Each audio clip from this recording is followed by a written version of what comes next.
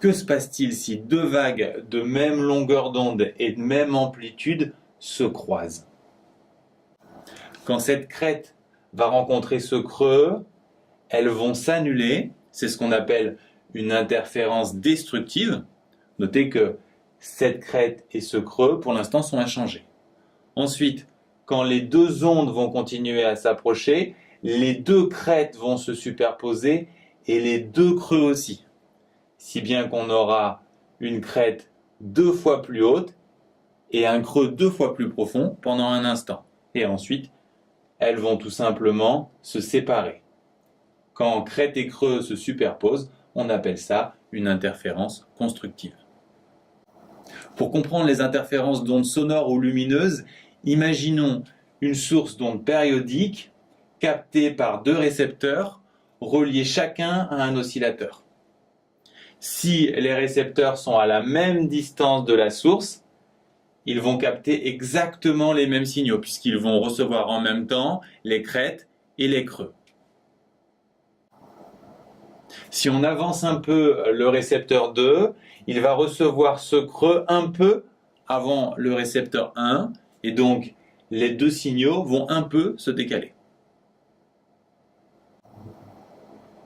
Mais si on avance le deuxième récepteur d'exactement une longueur d'onde, il va se passer quelque chose de très spécial. En effet, quand le récepteur 1 reçoit une crête, le récepteur 2 va recevoir la suivante.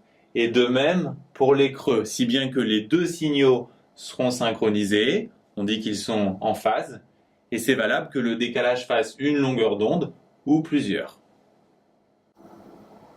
Par contre, si on décale le récepteur 2 d'une demi-longueur d'onde, cette fois, quand le récepteur 1 reçoit une crête, le récepteur 2 reçoit un creux. Et inversement, quand le récepteur 1 reçoit un creux, le récepteur 2 reçoit une crête, si bien que les signaux sont en opposition de phase. C'est également valable quand on se décale d'une demi-longueur d'onde plus un nombre entier de longueurs d'onde. Maintenant, on est prêt à comprendre l'expérience clé de ce cours. On envoie une source lumineuse sur une plaque percée de deux trous, c'est l'expérience Jung, et on se demande la figure qui va apparaître sur l'écran situé derrière la plaque.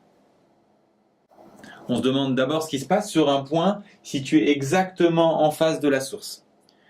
S'il est en face de la source, la distance du rayon qui passe par le trou du haut et la distance du rayon qui passe par le trou du bas seront exactement égales. Si bien que les rayons seront en phase. Quand une crête arrivera pour le rayon du haut, le bas aussi présentera une crête et de même pour les creux. On aura donc aussi une interférence constructive.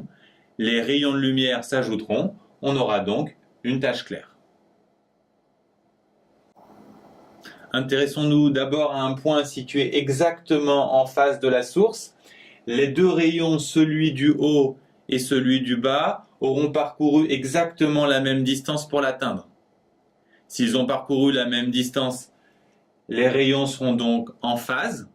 Quand l'un recevra une crête, l'autre aussi.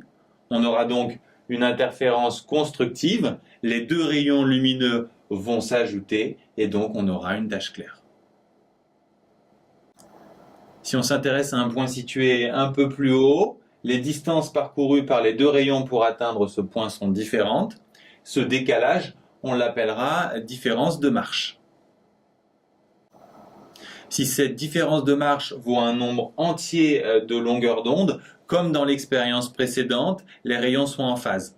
En effet, si l'écran reçoit de ce rayon une crête, il recevra aussi de ce rayon une crête puisque le décalage est d'un nombre entier de longueurs d'onde. L'interférence sera donc constructive et la tâche sera claire. Si la différence de marche est égale à une demi-longueur d'onde ou une demi-longueur d'onde plus ou moins un nombre entier de longueurs d'onde, comme dans l'expérience précédente, les rayons seront en opposition de phase. On aura alors une interférence destructive et des taches sombres. Pour finir, vous devez savoir que la distance entre les milieux de deux tachons s'appelle l'interfrange. Et vous devez connaître la formule qui relie l'interfrange à la longueur d'onde, lambda, à E la distance entre les deux fentes Young, et à L la distance entre la plaque et l'écran de visualisation de la figure d'interférence. La démonstration de la formule de l'interfrange n'est pas au programme. Le plus simple pour la retenir, c'est de s'appuyer sur la figure et la formule de diffraction. Ensuite, on va travailler par analogie. I a à peu près le même statut que D. On va donc s'intéresser à D qui vaut 2 lambda L sur A.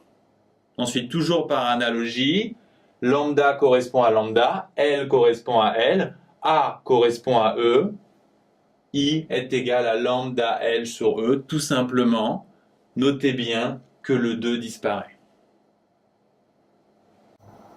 Que retenir? Vous devez d'abord connaître le schéma complet de l'expérience des fentes Young séparées d'une distance E.